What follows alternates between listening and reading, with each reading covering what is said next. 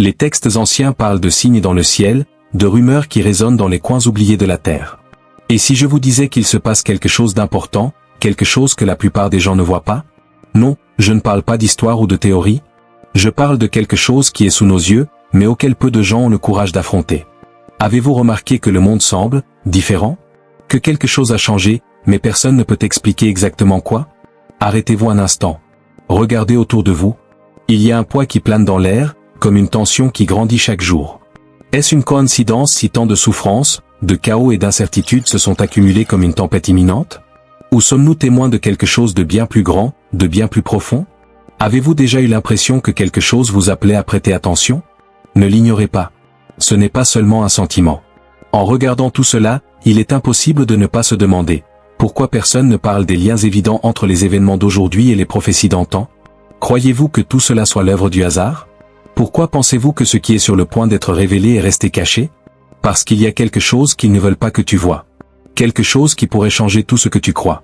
Vérifiez maintenant si vous êtes déjà abonné à la chaîne, car cette vidéo peut être retraite maintenant. Réfléchissez maintenant, combien de fois avez-vous été laissé dans le noir? Combien de fois ont-ils promis des réponses, mais vous ont-ils laissé des questions? Pourquoi, au milieu du chaos, les rares personnes qui possèdent la véritable connaissance restent-elles silencieuses? Que savent-ils que vous n'avez pas encore découvert? Ne vous laissez pas berner. Les réponses ne se trouvent pas dans ce que l'on entend tous les jours, mais entre les lignes, dans des détails si subtils que seuls ceux qui sont attentifs peuvent les percevoir. Et voici la vérité. Vous êtes-vous déjà demandé pourquoi vous avez l'impression que le monde est sur une voie de non-retour? Et plus important encore, que feriez-vous si vous saviez que cela avait déjà été prédit? Ce n'est plus une question de « si ». Ce n'est plus une possibilité lointaine. Les signes sont là. La question est, allez-vous les ignorer? Avant de continuer, j'ai écrit un e-book numérique entièrement gratuit sur les prophéties. Cliquez maintenant sur le lien dans les commentaires et téléchargez l'e-book numérique entièrement gratuitement sur les prophéties. Il n'existe seulement 20 e-books numériques gratuits. Et ce sera bientôt terminé.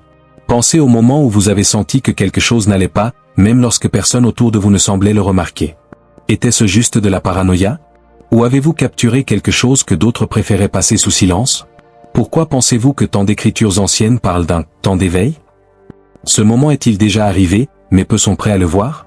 Peut-être avez-vous l'impression qu'il y a quelque chose de plus qui attend d'être révélé, mais vous ne savez pas vers qui vous tourner pour obtenir des réponses. Et si je vous disais que vous n'êtes pas seul dans ce sentiment? Qu'il existe un modèle dans tout cela, un fil invisible qui relie ce qui a été écrit il y a des milliers d'années aux événements qui nous attendent aujourd'hui? Veuillez maintenant vérifier si vous laissez déjà un like sur cette vidéo. Mais attention, ces vérités ne conviennent pas à tout le monde. Beaucoup préfèrent fermer les yeux et continuent de croire que tout est sous contrôle. La question restante est, et vous? Aurez-vous le courage d'ouvrir cette porte? Avez-vous l'impression que quelque chose de plus grand est sur le point de se produire? Alors pourquoi hésites-tu encore? Laissez votre commentaire. À votre avis, que signifient les signes qui nous entourent? Ressentez-vous également cette inquiétude? Partagez votre vision. Peut-être qu'ensemble, nous pourrons comprendre quels sont les véritables enjeux. Et si je vous disais que ce qui a été caché pendant si longtemps peut enfin être révélé? Bien sûr.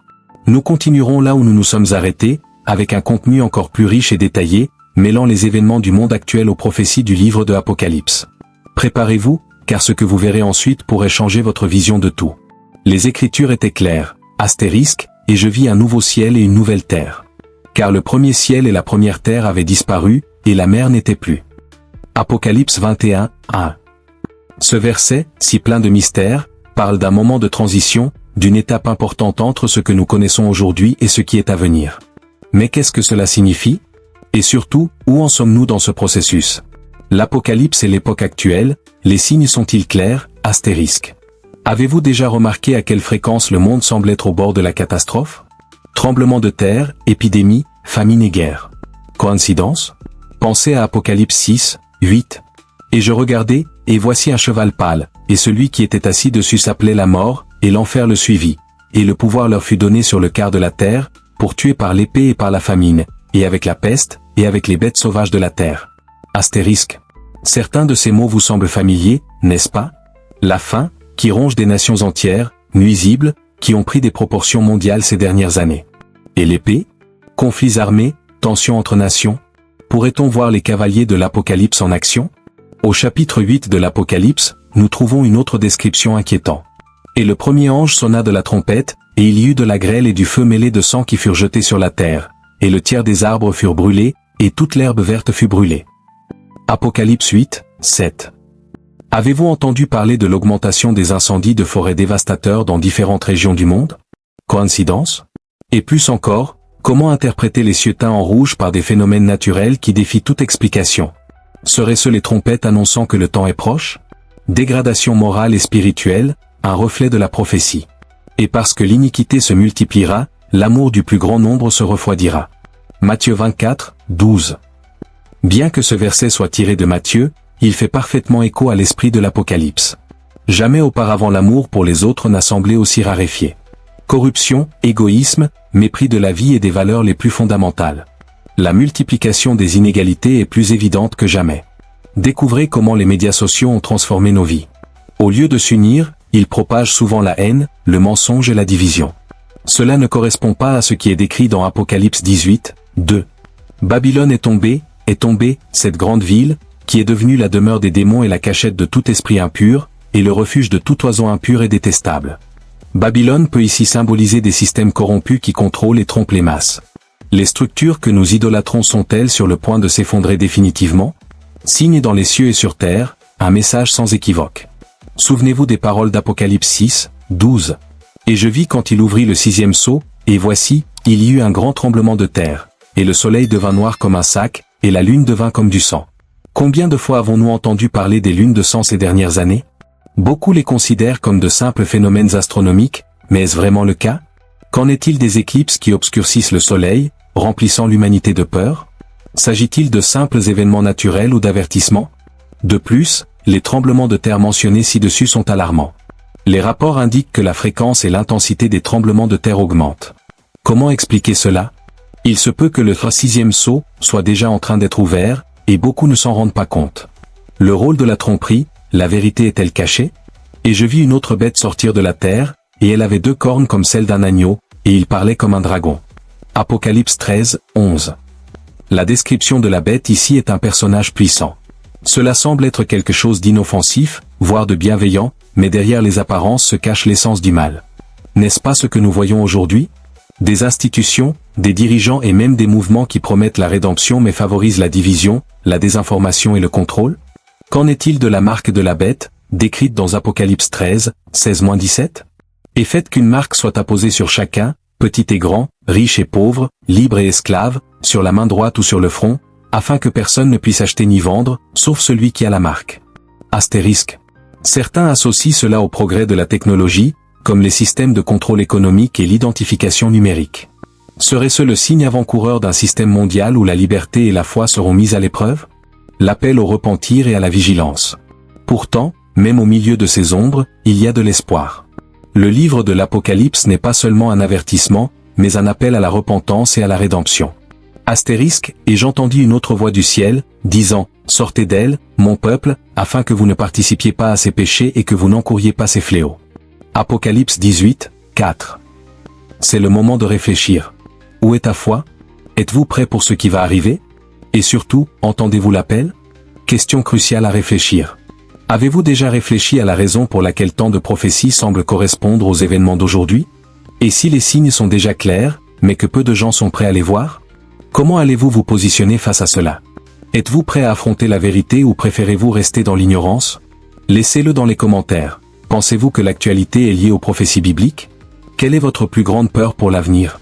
Voyons cela ensemble. Continuons à approfondir cette analyse détaillée, en entrelaçant les versets de Apocalypse avec les événements contemporains et la vision prophétique de l'Écriture. Le jugement des 7 sceaux, sommes-nous au milieu d'eux? Le livre de l'Apocalypse parle des 7 sceaux comme d'événements qui marqueront le début de la fin. Chaque sceau ouvert révèle une nouvelle étape dans le processus du jugement divin, et le monde moderne semble refléter bon nombre de ces aspects. Voyez ce qui se passe avec l'ouverture du premier sceau. Et je regardai, et voici, un cheval blanc, et celui qui était assis dessus avait un arc, et une couronne lui fut donnée, et il sortit en vainqueur et pour vaincre. Apocalypse 6, 2. Ce cheval blanc est souvent interprété comme un symbole de conquête, mais que représente-t-il réellement? Certains suggèrent qu'il symbolise la propagation de l'identité des éologies ou même des événements mondiaux qui unissent les nations au nom d'une cause plus grande. Certains associent cela à la diffusion de doctrines et d'idéologies modernes qui promettent la paix et le progrès, mais cachent les divisions et les conflits. Le deuxième sceau, cependant, révèle quelque chose de plus sombre. Et un autre cheval sortit, rouge, et celui qui était assis dessus reçut le pouvoir de ramener la paix de la terre et de s'entretuer, et il reçut une grande épée. Apocalypse 6, 4. Le cheval rouge semble refléter l'esprit de violence et de guerre qui envahit notre monde. Les conflits entre nations et au sein des sociétés semblent se multiplier. Les guerres civiles, les tensions politiques et les attaques terroristes sont non seulement courantes, mais constantes. Ce sceau a-t-il déjà été brisé? Et quant au troisième sceau? Et je regardai, et voici un cheval noir, et celui qui était assis dessus avait une balance à la main. Et j'entendis une voix au milieu des 4 bêtes, disant, une mesure de blé pour un denier, et 3 mesures d'orge pour de l'argent, et ne nuis pas à l'huile et au vin. Apocalypse 6, 5-6. Le cheval noir est un symbole clair de pénurie économique et de faim. Nous vivons à une époque où les inégalités sont flagrantes, tandis que quelques-uns accumulent des richesses inimaginables, des milliards de personnes vivent dans une pauvreté extrême. Les pénuries alimentaires et la hausse des prix de base ne sont que le reflet d'un monde en déséquilibre. Veuillez vérifier maintenant si vous laissez déjà un like. Enfin, le 4e sceau amène avec lui le cheval pâle, dont le nom est mort. Et je regardai, et voici un cheval pâle, et celui qui était assis dessus s'appelait la mort, et l'enfer le suivit. Et le pouvoir leur fut donné sur le quart de la terre, pour tuer par l'épée et par la famine, et avec la peste, et avec les bêtes sauvages de la terre.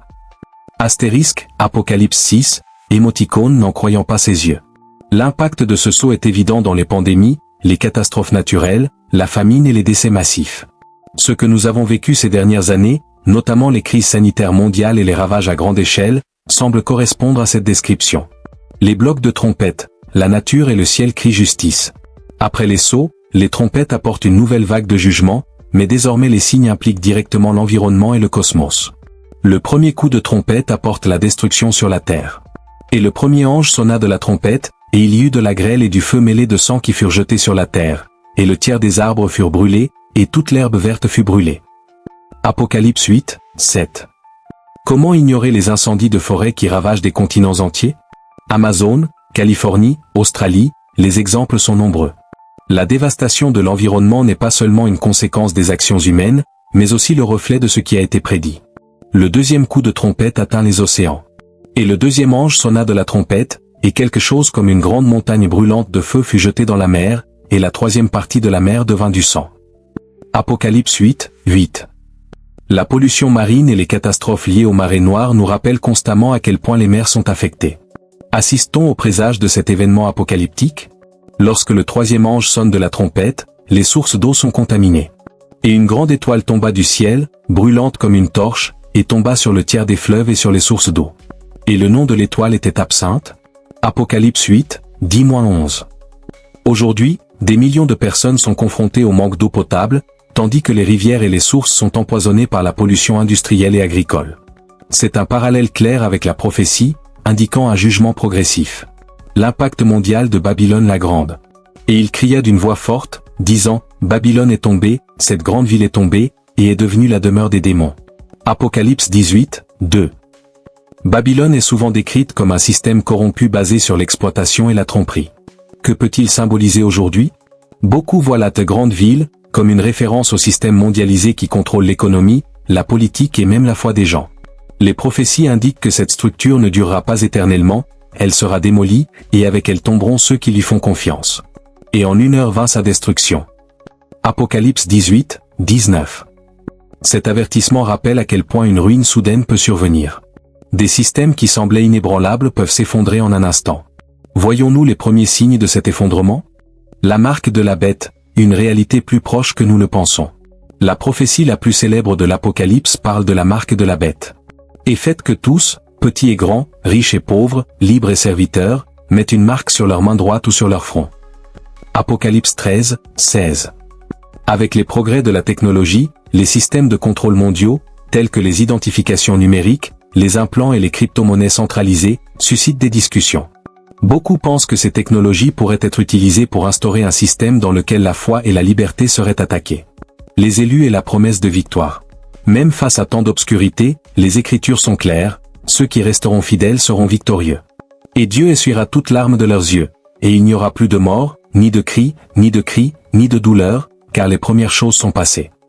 Apocalypse 21, 4. Ceux qui font confiance à Dieu auront un nouveau départ, un nouveau ciel et une nouvelle terre, comme Cassé. Cet espoir nous rappelle que même si le monde d'aujourd'hui semble sombre, la justice divine prévaudra. Veuillez maintenant vérifier si vous avez déjà partagé cette vidéo. Et toi? Es-tu prêt? Il est maintenant temps de vous regarder et de réfléchir. Avez-vous essayé de comprendre les signes? Comment vous préparez-vous spirituellement pour ce qui va arriver? Laissez-le dans les commentaires. Pensez-vous que nous vivons ces derniers temps? Quel passage de l'Apocalypse vous impacte le plus? Ce n'est que le début. La suite pourrait changer tout ce que vous croyez. Bien sûr. Continuons en approfondissant l'analyse et en explorant les couches les plus intrigantes de l'Apocalypse, en gardant l'accent sur les détails et les versets pertinents, en apportant des informations approfondies qui relient les prophéties aux événements actuels et aux implications spirituelles. La fin des temps et le jugement final, la grande tribulation. Lorsqu'on étudie l'Apocalypse, il est impossible d'ignorer la période connue sous le nom de grande tribulation, une période de détresse mondiale sans précédent. Jésus avait déjà prévenu dans Matthieu 24, 21. Car alors il y aura une grande détresse, telle qu'il n'y en a pas eu depuis le commencement du monde jusqu'à présent, et qu'il n'y en aura jamais.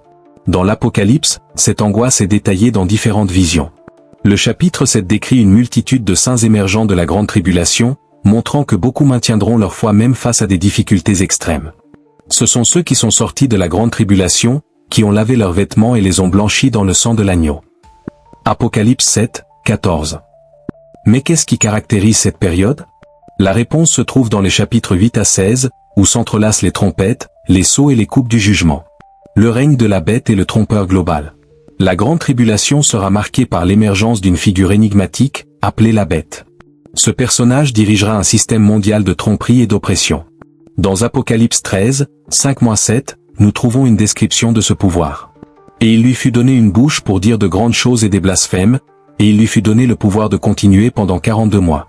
Et il ouvrit la bouche pour blasphémer contre Dieu, pour blasphémer son nom, et son tabernacle, et de ceux qui habitent dans le ciel. Et il lui fut permis de faire la guerre aux saints et de les vaincre. Cette bête est souvent associée à un leadership mondial qui favorisera le culte de systèmes et d'idéologies contraires à la volonté divine. Beaucoup associent cela à l'augmentation des mouvements qui nient Dieu et promeuvent la centralisation du pouvoir dans les structures humaines. De plus, cette bête sera accompagnée d'un faux prophète, qui jouera le rôle de légitimer ce système par des signes et des prodiges. Et il accomplit de grands miracles, au point qu'il fait même descendre le feu du ciel sur la terre, sous les yeux des hommes. Apocalypse 13, 13. Le faux prophète nous rappelle que tous les miracles ne viennent pas de Dieu. Ce chiffre en trompera plus d'un en utilisant des signes spectaculaires pour donner de la crédibilité à la bête. La marque de la bête, contrôle du monde ***. Le chapitre 13 présente également la fameuse marque de la bête, qui sera une condition d'achat ou de vente. Et faites qu'une marque soit apposée sur chacun, petit et grand, riche et pauvre, libre et esclave, sur leur main droite ou sur leur front, afin que personne ne puisse acheter ou vendre, sauf celui qui a la marque, ou le nom de la bête, ou le numéro de son nom. Apocalypse 13, 16-17. Veuillez maintenant vérifier si vous avez déjà partagé cette vidéo. Cet extrait est peut-être l'un des plus débattus de l'Apocalypse. De nombreux érudits et croyants se demandent ce que serait exactement cette marque. Certains suggèrent qu'il pourrait s'agir d'un système de contrôle financier numérique ou même d'un type d'identification biométrique. D'autres pensent que cela pourrait être symbolique, représentant une loyauté totale envers ce système maléfique. Mais le message central ici est clair, accepter la marque signifie rejeter la souveraineté de Dieu. La marque est un symbole de soumission totale à la bête, tandis que ceux qui refusent feront face à de graves persécutions mais verront leur allégeance préservée devant le Seigneur. Les jugements des bols, destruction globale. Dans les chapitres 15 et 16, nous trouvons les 7 coupes du jugement de Dieu qui apportent des fléaux encore plus graves sur la terre. Ces événements marquent la phase finale du jugement, avant la victoire définitive du Christ. Un première coupe, ulcère douloureux chez ceux qui portent la marque de la bête. Apocalypse 16, 2**. Deuxième coupe, la mer se transforme en sang, tuant toute la vie marine. Apocalypse 16h3. Troisième coupe, les rivières et les sources d'eau deviennent du sang, reflétant la justice divine contre les méchants. Apocalypse 16, 4-7. Quatrième coupe, le soleil chauffe la terre de manière insupportable, apportant de la souffrance. Apocalypse 16, 8-9. Cinquième coupe, le royaume de la bête est plongé dans les ténèbres et les gens se mordent la langue de douleur. Apocalypse 16, octobre 2011. Sixième coupe, le fleuve Euphrate s'assèche, préparant le terrain pour la bataille finale d'Armageddon. Apocalypse 16, 12. Cette septième coupe, des éclairs, du tonnerre et un tremblement de terre si puissant qu'il détruit des villes entières. Apocalypse 16, 17-21. Ces jugements montrent que bien que Dieu soit patient et miséricordieux, il est aussi juste. La période des coupes est un temps de rétribution divine contre ceux qui ont rejeté son appel à la repentance. La bataille finale Armageddon. Le chapitre 16 mentionne Armageddon, un lieu prophétique où les forces du mal se rassembleront pour affronter le Christ. Et ils les rassemblèrent dans le lieu qui en hébreu est appelé Armageddon. Apocalypse 16, 16. Cette bataille sera le point culminant de la rébellion contre Dieu. Mais la victoire reviendra à Christ, comme décrit dans Apocalypse 19, novembre 2016. Et je vis les cieux ouverts, et voici un cheval blanc. Celui qui était assis dessus est appelé fidèle et vrai, et il juge et combat avec justice. Et sur son manteau et sur sa cuisse il a ceci nom écrit, Roi des rois et Seigneur des seigneurs. Le Christ reviendra avec puissance et gloire, détruisant les forces du mal et établissant son royaume éternel. La nouvelle Jérusalem, la promesse éternelle. Après le jugement vient l'espoir. Dans Apocalypse 21, 1-4, nous trouvons la promesse de la nouvelle Jérusalem. Et je vis un nouveau ciel et une nouvelle terre. Car le premier ciel et la première terre avaient disparu, et la mer n'était plus. Et Dieu essuiera toute larme de leurs yeux, et il n'y aura plus de mort, ni de cris, ni de souffrance. Ce sera un endroit où Dieu habitera avec son peuple. Il n'y aura plus de péché, ni de souffrance, ni de mort. C'est la consommation du plan de rédemption, un lieu de paix éternelle pour ceux qui ont persévéré. Connexion pour aujourd'hui, êtes-vous prêts? Les événements de l'Apocalypse sont un signal d'alarme pour nous tous. Ils montrent la sévérité du rejet de Dieu, mais aussi la profondeur de sa miséricorde envers ceux qui se repentent. Il est maintenant temps de réfléchir. Les signes que nous voyons dans le monde ne sont pas des coïncidences. Ils sont liés aux Écritures. Êtes-vous prêt à affronter la vérité? Êtes-vous prêt à renoncer au système de la bête et à vous soumettre au royaume de Dieu? Laissez votre commentaire. Astérisque astérisque faites-vous attention aux panneaux? Quel passage de l'Apocalypse vous impacte le plus? Astérisque astérisque. La suite sera décisive. Préparez, continuez à lire, car il y a beaucoup plus à révéler. Certainement, nous continuerons avec le même niveau de profondeur et de détail, en élargissant davantage l'analyse des événements décrits dans l'Apocalypse, en reliant les prophéties aux réalités dont nous sommes témoins dans le présent. La destruction du mal, le sort de la bête et du faux prophète. Après la victoire du Christ dans la bataille d'Armageddon, le sort de ceux qui ont défié l'autorité divine est scellé. Dans Apocalypse 19, 20, nous trouvons le résultat de la bête et du faux prophète. Et la bête fut capturée, et avec elle le faux prophète, qui accomplissait devant elle des miracles, par lesquels il trompait ceux qui recevaient la marque de la bête et adoraient son image. Ces deux-là furent jetés vivants dans l'étang de feu qui brûle. Avec du soufre. Astérisque. Cet événement marque le début de la fin du règne du mal. Il est intéressant de noter que la bête et le faux prophète ne font pas face à un jugement traditionnel, car leurs actions ont déjà démontré leur rejet total de Dieu et leur abandon total à la tromperie et au mal. Veuillez maintenant vérifier si vous avez déjà partagé cette vidéo. Le millénaire a un règne de paix et de justice. Peu de temps après le jugement de la bête, se produit l'un des événements les plus mystérieux et les plus controversés de l'Écriture. Le règne de 1000 ans, connu sous le nom de millénaire. Dans Apocalypse 20, 1-3, nous trouvons une description claire de cette période. Astérisque, et je vis descendre du ciel un ange, ayant dans sa main la clé de l'abîme et une grande chaîne. Il saisit le dragon, cet ancien serpent, qui est le diable et Satan, et le lia pour 1000 ans. Et il le jeta dans l'abîme, et l'Y enferma, et il lui apposa un sceau, afin qu'il ne séduise plus les nations, jusqu'à ce que les 1000 ans soient accomplis. Pendant cette période, Satan sera lié, incapable de tromper les nations. Ce sera un temps de paix et de justice, dans lequel le Christ régnera sur la terre avec ses saints. Il est intéressant de réfléchir, à quoi ressemblerait un monde où Satan n'a aucune influence. Pensez à un système mondial où règne la vérité et la justice, où la corruption, l'égoïsme et la violence n'existent pas. C'est la période que l'Apocalypse promet à ceux qui restent fidèles. La libération de Satan et le jugement final. Cependant, l'Apocalypse révèle également qu'après 1000 ans, Satan sera libéré pour une brève période. Ceci est décrit dans Astérisque Apocalypse 20, 7-8 astérisque. Astérisque, et quand les 1000 ans seront accomplis, Satan sera libéré de sa prison, et sortira pour tromper les nations qui sont aux quatre coins de la terre, Gog et Magog, dont le nombre est comme le sable de la mer, pour les rassembler au combat. Cette dernière période est un test définitif. Malgré le règne de paix durant le millénium, beaucoup se rebelleront encore contre Dieu lorsque Satan reviendra. Cette rébellion aboutira à une dernière tentative pour vaincre le Christ, mais elle sera rapidement écrasée. Et le feu descendit du ciel et les dévora. Apocalypse 20, 9. Après cet événement, Satan sera jugé et fera face à son destin éternel. Et le diable, qui les séduisait, fut jeté dans l'étang de feu et de soufre, où sont la bête et le faux prophète, et ils seront tourmentés jour et nuit pour les siècles des siècles. Apocalypse 20, 10. Le grand trône blanc, le jugement final. Après la défaite finale de Satan, le * grand trône blanc a lieu, le jugement final de toute l'humanité. Dans Apocalypse 20, 11-12, nous lisons. Et je vis un grand trône blanc, et celui qui était assis dessus, devant lequel la terre et le ciel s'enfuirent, et aucune place ne fut trouvée pour eux. Et je vis les morts, grands et petits. Ils étaient devant le trône et les livres étaient ouverts. Et un autre livre fut ouvert, qui est celui de la vie. Et les morts furent jugés d'après les choses qui étaient écrites dans les livres, selon leurs œuvres. C'est le moment où toutes les actions humaines, bonnes ou mauvaises, seront révélées. Les livres mentionnés symbolisent le récit des vies humaines, tandis que le livre de vie contient les noms de ceux qui ont été rachetés par Christ. Ensuite, nous voyons le sort de ceux qui ont rejeté le salut. Et celui qui n'a pas été trouvé écrit dans le livre de vie a été jeté dans l'étang de feu. Apocalypse 20, 15.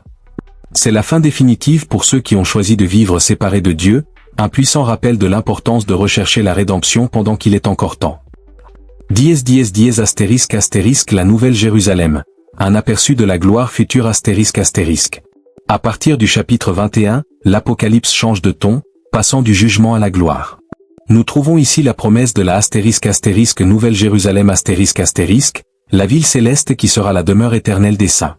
Et je vis la ville sainte, la Nouvelle Jérusalem, descendre du ciel d'auprès de Dieu, préparée comme une épouse parée pour son mari. Apocalypse 21, 2. Cette ville symbolise la présence éternelle de Dieu auprès de son peuple. Il n'y aura plus de souffrance, de douleur ni de mort. Dans Apocalypse 21, 4, nous avons l'une des promesses les plus réconfortantes de toute la Bible. Et Dieu essuiera toute larme de leurs yeux, et il n'y aura plus ni mort, ni deuil, ni cri, ni douleur, car les premières choses sont du passé. De plus, la Nouvelle Jérusalem est décrite avec des détails étonnants. Ses murs sont en jaspe. Apocalypse 21, 18. La ville est faite d'or pur, semblable au verre cristallin. Apocalypse 21h18. Les fondations des murs sont ornées de pierres précieuses. Apocalypse 21, 19 à 20. Ses portes sont faites de perles et ses rues sont d'or pur. Apocalypse 21h21. Plus important encore, la présence de Dieu sera constante. Et je n'y ai vu aucun temple, car son temple est le Seigneur Dieu Tout-Puissant et l'Agneau. Apocalypse 21, 22. La Nouvelle Jérusalem sera un endroit où il n'y aura plus besoin de soleil ni de lune, car la gloire de Dieu illuminera tout. Apocalypse 21, 23. Le dernier appel à l'humanité. L'Apocalypse se termine par un appel urgent. Et l'Esprit et la femme disent, viens. Et quiconque entend, dit, viens. Et quiconque a soif, vient, et quiconque le souhaite, qu'il prenne gratuitement l'eau de la vie. Apocalypse 22, 17. C'est une invitation à la rédemption. Même au milieu des avertissements et des jugements, l'amour de Dieu reste évident. Il veut que tout le monde se tourne vers lui avant qu'il ne soit trop tard. Dans Apocalypse 22, 20, Jésus réaffirme sa promesse. Je viendrai certainement tôt. Réflexion finale, êtes-vous préparés? Les événements de l'Apocalypse ne concernent pas seulement la destruction, ils sont un appel à l'espérance, à la sainteté et à la confiance dans le plan de Dieu. Mais le temps est limité. C'est maintenant à votre tour. Avez-vous déjà réfléchi à votre position concernant ces prophéties? Votre nom est-il dans le livre de vie? Laissez votre commentaire. Croyez-vous que les signes décrits dans l'Apocalypse sont déjà parmi nous? Comment vous préparez-vous? L'histoire n'est pas encore terminée et il reste encore beaucoup à révéler. Quel choix ferez-vous pendant qu'il est temps? À coup sûr. Nous continuerons à élargir ce thème en profondeur, en approfondissant les mystères de l'Apocalypse et ses liens spirituels et pratiques avec l'humanité, en restant fidèles aux détails et en utilisant les versets pour soutenir le récit. Léo de la vie et la promesse éternelle. Le dernier chapitre de l'Apocalypse nous offre une vision passionnante et pleine d'espoir, le fleuve d'eau de la vie. Cette image reflète le point culminant de la rédemption, un symbole de subsistance éternelle qui vient de Dieu. Et il me montra le fleuve pur de l'eau de la vie, clair comme du cristal, qui sortait du trône de Dieu et de l'agneau. Apocalypse 22, 1. Cette rivière n'est pas seulement une promesse de subsistance physique mais spirituelle. Il représente la présence continue et inépuisable de Dieu. Imaginez une existence où il n'y aurait plus de soif, non seulement la soif du corps, mais aussi la soif de l'âme. C'est le destin attendu par les fidèles. À côté de la rivière, poussait l'arbre de vie ***, une image puissante qui relie la fin de la Bible au début, dans le jardin d'Éden. Astérisque au milieu de sa place, et des deux côtés du fleuve, était l'arbre de vie, qui porte 12 fruits, rendant son fruit de mois en mois, et les feuilles de l'arbre sont pour la santé des nations. Apocalypse 22, 2. Ce verset nous rappelle que le but ultime de Dieu est de restaurer tout ce qui a été perdu en Éden. L'humanité blessée par le péché trouvera guérison et renouveau dans la Nouvelle Jérusalem. Que signifie l'éternité avec Dieu? L'éternité décrite dans l'Apocalypse n'est pas seulement une existence passive, elle est pleine de détermination et de communion avec Dieu. Et il n'y aura plus jamais de malédiction contre personne, et il y aura le trône de Dieu et de l'agneau, et ses serviteurs le serviront. Et ils verront sa face, et son nom sera sur leur front. Apocalypse 22, 3 à 4. Servir venir à Dieu dans cette nouvelle réalité ne sera pas une obligation, mais un privilège. Le verset déclare que nous verrons le visage de Dieu, quelque chose qu'aucune créature mortelle ne pourrait endurer à l'époque actuelle. Cela symbolise l'union parfaite entre le Créateur et les rachetés, une relation sans barrière ni ombre. Et, encore une fois, la lumière de Dieu élimine le besoin de tout autre type d'éclairage.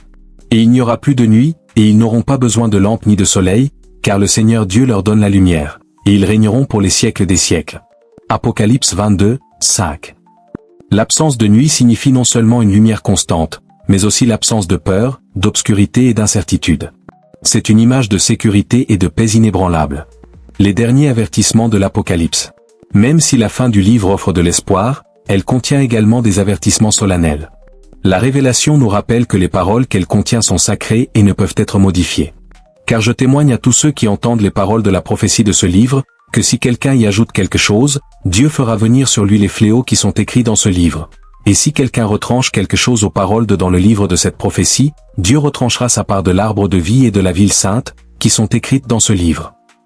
Apocalypse 22, 18 à 19. Cet avertissement rappelle la gravité de ce qui est écrit. Il ne s'agit pas d'une histoire symbolique ou d'une vague allégorie, mais de vérités éternelles qui exigent fidélité et respect. L'urgence du temps, comme sunt. Tout au long de l'Apocalypse, une phrase est répétée par le Christ. Et voici, je viens bientôt, et ma récompense est avec moi, pour rendre à chacun selon son œuvre. Apocalypse 22, 12. Le mot « tôt » ne doit pas seulement être compris comme une proximité chronologique, mais aussi comme un appel à la préparation. Christ viendra de manière inattendue, et ceux qui ne sont pas préparés feront face à des conséquences éternelles. Avez-vous déjà réfléchi à ce que signifie être prêt? Il ne s'agit pas seulement d'éviter le mal, mais aussi de vivre activement dans la foi, d'aimer Dieu et les autres et de faire confiance à ses promesses. Comparaison entre Babylone et la Nouvelle Jérusalem. L'un des contrastes les plus fascinants de l'Apocalypse est la différence entre Babylone et la Nouvelle Jérusalem. Babylone. Elle est décrite comme une prostituée, représentant la corruption, l'immoralité et le matérialisme. Apocalypse 17, 4 à 5. Sa chute est soudaine et définitive. Apocalypse 18, 10. Il est habité par des démons et symbolise un système qui rejette Dieu. Apocalypse 18, 2. De Nouvelle Jérusalem. Elle est présentée comme une pure épouse, parée pour l'agneau. Apocalypse 21, 2. Elle est éternelle et inébranlable, construite sur les fondements de la vérité divine. Apocalypse 21, 14. Elle est habitée par Dieu lui-même et par les rachetés. Apocalypse 21, 3 astérisque. Le choix entre Babylone et la Nouvelle Jérusalem est clair. Le premier représente un système d'autosuffisance et de rébellion, tandis que le second reflète la soumission, la sainteté et la communion avec Dieu. Que nous enseignent les signes sur notre époque? Les signes décrits dans l'Apocalypse ne concernent pas seulement l'avenir, beaucoup se produisent déjà autour de nous. Ils nous apprennent à observer le monde avec un discernement spirituel. Tremblements de terre et catastrophes naturelles. Et il y eut des éclairs, des voix, des tonnerres, et un grand tremblement de terre comme il n'y en avait pas eu depuis qu'il y a des hommes sur la terre, tel fut ce grand tremblement de terre. Astérisque, Apocalypse 16, 18. Astérisque astérisque peste et famine astérisque astérisque. Astérisque et je regardai, et voici, un cheval noir, et celui qui était assis dessus avait une balance à la main. Astérisque, Apocalypse 6, 5. Déception mondiale. Et il séduit ceux qui habitent sur la terre par des signes qu'il lui était permis de faire devant la bête. Apocalypse 13, 14. Ces signes sont un appel à la vigilance et au repentir. Question de réflexion et d'engagement. Avant de terminer ce voyage à travers les mystères de l'Apocalypse, pensez. Observez-vous les signes autour de vous avec des yeux spirituels? Votre vie reflète-t-elle la disponibilité que le Christ attend de ses disciples? Où placez-vous votre confiance? Dans la Babylone de ce monde ou dans la promesse éternelle de la Nouvelle Jérusalem? Laissez votre commentaire. À votre avis, à quoi Dieu vous appelle-t-il à la lumière de ces prophéties? Il y a encore beaucoup à explorer dans l'Apocalypse, mais le choix que vous faites aujourd'hui est le début de votre préparation pour ce qui est à venir. Astérisque astérisque, es-tu prêt? Astérisque astérisque. Nous avons atteint la fin d'une autre vidéo et je veux que vous vous arrêtiez un instant et réfléchissiez à tout ce dont nous avons parlé ici aujourd'hui. Sommes-nous vraiment proches de la fin des temps? Les signes que nous voyons autour de nous ne sont-ils que des coïncidences ou quelque chose de bien plus important est-il en jeu? La réponse à ces questions pourrait avoir plus d'impact que vous ne le pensez. Ce que nous montrons ici ne sont pas seulement des théories, ce sont des preuves, des indices et des événements qui vous feront repenser tout ce que vous saviez jusqu'à présent. Je sais que les thèmes de la fin du monde semblent souvent lointains ou irréels, mais quand on l'analyse sereinement, on constate que le monde subit de profondes transformations. Restez à l'écoute. La fin des temps n'est pas seulement une idée qui apparaît dans des films ou des livres, mais un phénomène qui se déroule sous nos yeux. Le changement climatique, les conflits mondiaux, les prophéties anciennes et les signes inexplicables se sont intensifiés ces dernières années. Et le plus curieux, c'est que beaucoup de ces signes ont été prédits il y a des siècles. Maintenant, je vous invite à y regarder de plus près. Selon vous, que se passe-t-il réellement dans le monde? Vous êtes-vous déjà arrêté pour observer les coïncidences dont nous avons été témoins à différents moments? Tout cela pourrait-il être le reflet de quelque chose de plus grand, quelque chose qui dépasse notre compréhension actuelle? Laissez votre avis dans les commentaires. Je veux savoir ce que tu penses de tout ça. Votre commentaire pourrait être une clé pour mieux comprendre ce qui se passe, et qui sait, peut-être même trouver plus d'indices sur les événements à venir. N'ayez pas peur de remettre en question, de réfléchir et même de partager vos propres découvertes avec nous. Ensemble, nous pouvons en découvrir bien plus sur ce qui se passe dans ce monde. Si vous avez aimé le contenu d'aujourd'hui et souhaitez continuer ce voyage à la recherche de plus de réponses, n'oubliez pas, nous avons ici sur la chaîne une playlist complète sur la fin des temps et toutes les prophéties associées. Si vous êtes curieux d'en savoir plus sur la façon dont les changements se produisent sur la planète et ce que cela pourrait signifier pour l'avenir, assurez-vous de cliquer sur l'écran maintenant. Regarder notre playlist est un moyen d'approfondir encore plus ce sujet et de trouver des réponses que vous n'auriez peut-être pas imaginées. Chaque vidéo contient des informations précieuses qui vous aideront à relier les points et à comprendre les véritables enjeux. Et si vous n'êtes pas encore abonné à la chaîne, ne manquez pas l'opportunité de faire partie de cette communauté qui cherche à comprendre les plus grands mystères du monde. Activez les notifications pour ne manquer aucun contenu important, car les choses évoluent rapidement et vous ne pouvez rien manquer. Si vous êtes intéressé par des sujets aussi profonds que celui-ci, qui concernent non seulement notre histoire mais aussi l'avenir de l'humanité, il est très important de les suivre de près. Ils ne sont pas si nous parlons uniquement de spéculation ou de rumeurs, nous parlons de problèmes réels qui nous concernent tous. Et rappelez-vous, la fin des temps n'est pas un événement qui se produit du jour au lendemain. C'est un processus progressif, avec des signes à la fois subtils et forts.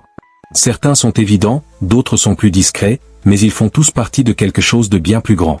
Maintenant, je vous invite une fois de plus à regarder notre playlist. Cliquez sur l'écran pour explorer toutes les vidéos que nous avons préparées pour vous. Et n'oubliez pas de laisser votre commentaire, car votre avis est très important pour nous. J'attends avec impatience vos réflexions sur tout ce dont nous avons parlé ici. Si vous êtes arrivé jusqu'à la fin, tapez le mot Apocalypse dans les commentaires maintenant. Rendez-vous dans la prochaine vidéo, et puissions-nous être de plus en plus attentifs aux signes de ce qui est à venir. Cliquez sur l'écran maintenant.